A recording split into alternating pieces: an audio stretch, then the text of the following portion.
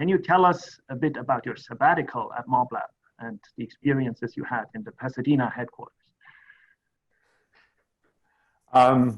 So the first thing that I have to say is,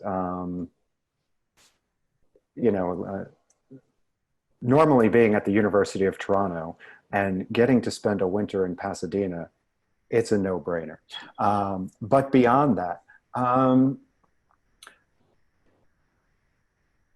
I know that this is something that MobLab has done in, I'm not the first visiting economist that they've had. And I think the primary, the way in which I think I've contributed, right, is I have a lot of ideas about what I think ought to go on in a classroom. I'm full of opinions. And MobLab actually seemed to respect my, to be looking for the point of view of an instructor.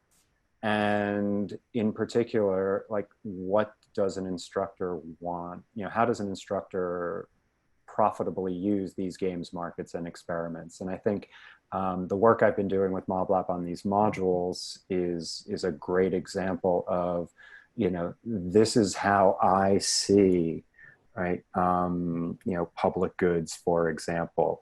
And this is how I think the public goods game, matches the standard curriculum. And this is how we could, more strongly integrate the game into a standard curriculum. So, I've really enjoyed my time at MobLab.